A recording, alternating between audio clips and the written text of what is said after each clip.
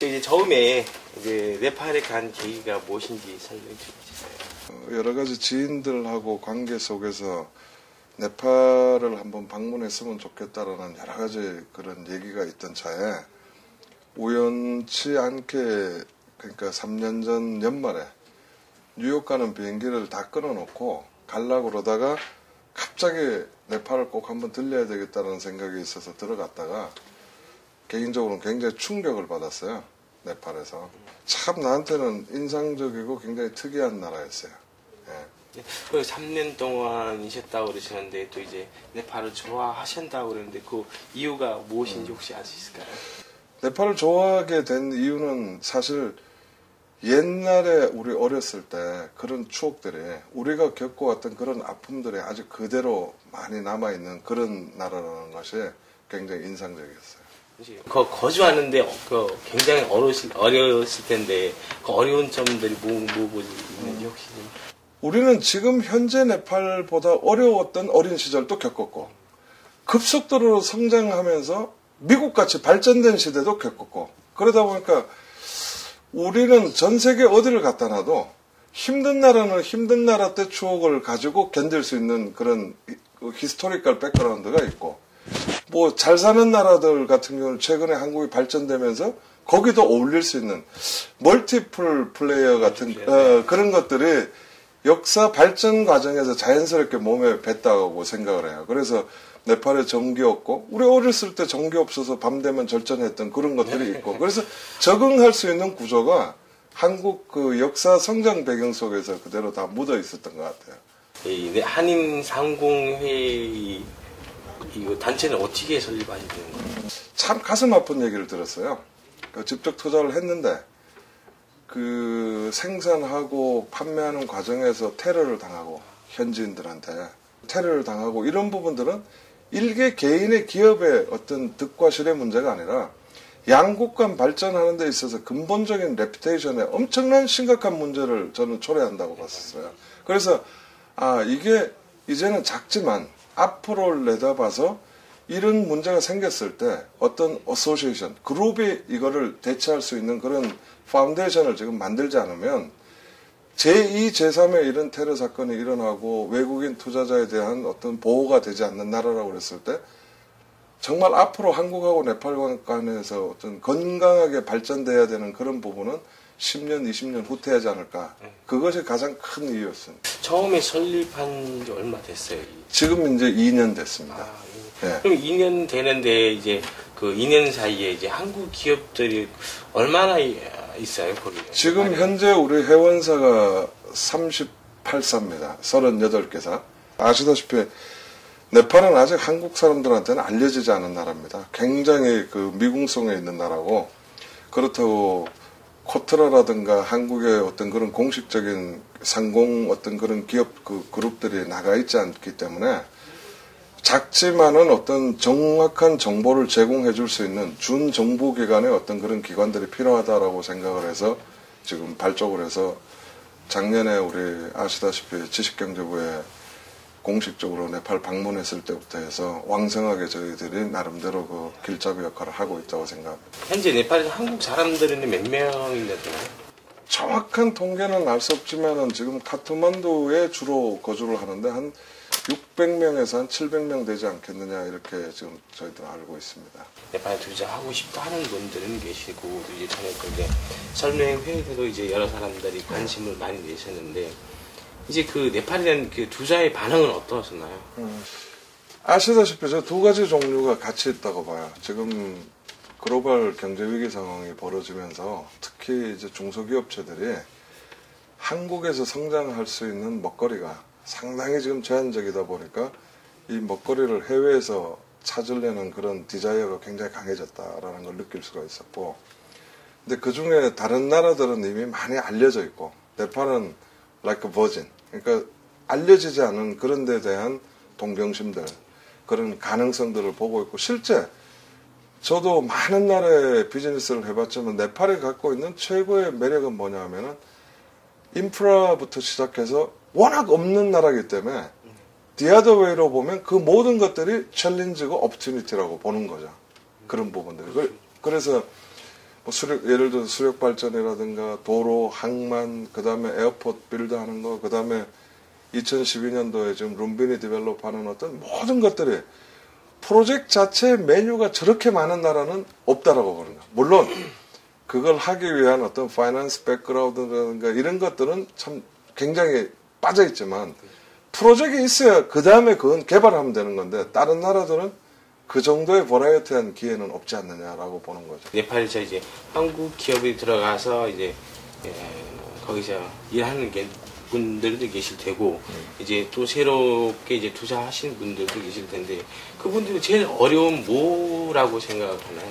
외국인이 직접 투자하는 경우들이 법적으로 굉장히 제한되어 있습니다. 아시다시피 외국인들한테 직접 리테일 쪽에서 법적으로 오픈되어 있는 건 식당하고 모텔 사업 정도입니다. 이 또 문화 자체가 우리 한국 사람들한테 생소한 힌두 어떤 고유의 어떤 문화가 정말 그 안에 평안에 있다고 생각을 해요. 근데 많은 한국 기업들이 이제 중국에서 배웠던 경험들이 월급만 올려주면 돈을 그 마니 모티베이션 가지고 모든 것들을 할 수 있다라는 어떤 그런 생각들을 하고 있는데 네팔을 제가 이렇게 네팔 분들을 만나면서 제가 느꼈던 제일 큰 거는 이분들 안에는 갖고 있는 절대적인 어떤 그 평화라든가 이런 것들이 중국이라든가 기타 나라하고 조금 다른 게 대부분이 농업에 의해서 살던 사람이기 때문에 돈이 주머니에 조금 더 있고 덜 있고가 doesn't make big difference.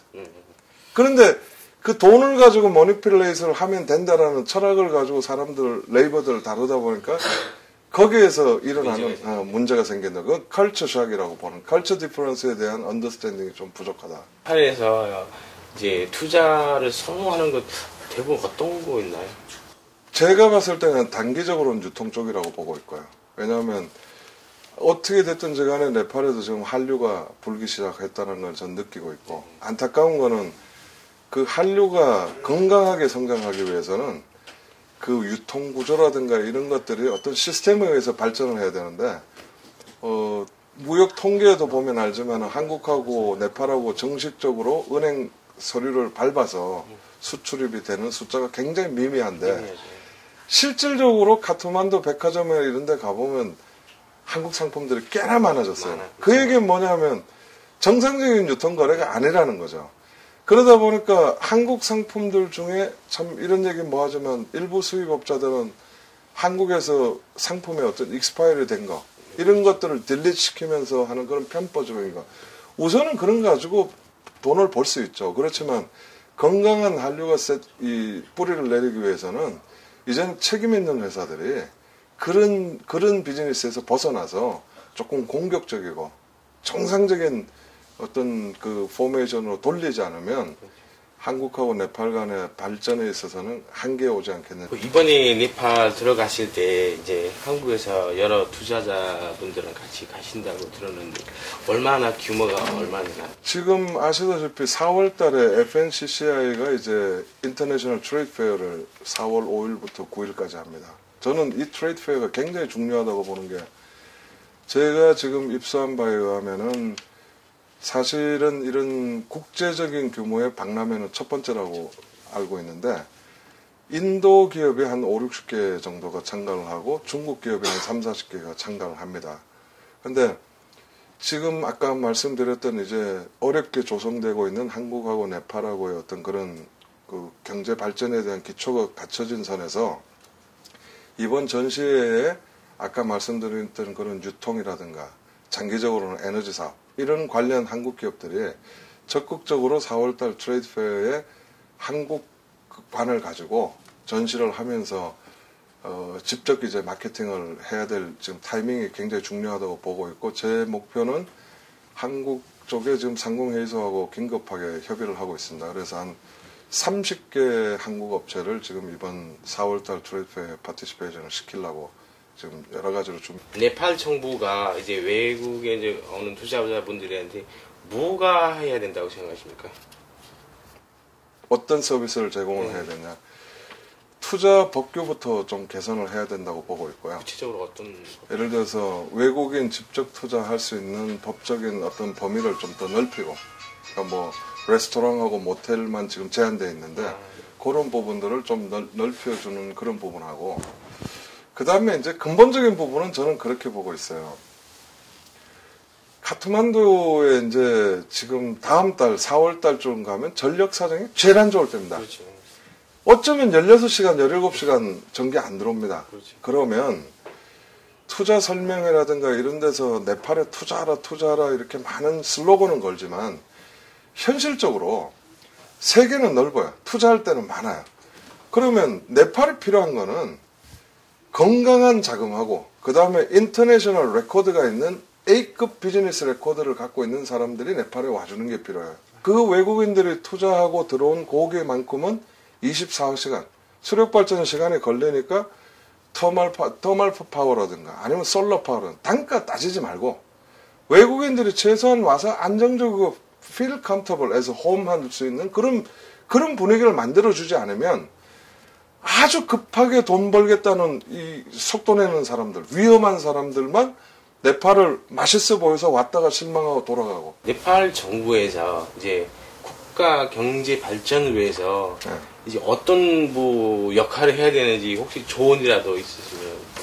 정말 네팔을 개발하고 싶다 그러면 정치인들부터 어떤 이런 시스템으로는 말로만 이코노믹 디벨롭 한다고 그러지만 프랙티컬하지 않은 거를 이제 알고, 그 다음에 네팔 국민들도 반다라는 것이 솔루션이 아니라 반다하는 만큼 사회 발전은 늦어진다라는 어떤 그런 부분에서 성숙되지 않으면 외국에서 돈 가지고 투자하는 사람들은 프로페셔널들이에요. 냄새를 잘 맡아요. 그렇지. 이 돈을 어느 나라에 던져야 돈이 이게 확 엮여서. 부르는지. 근데 네팔이 자랑할 수 있는 건 인건비 싸다.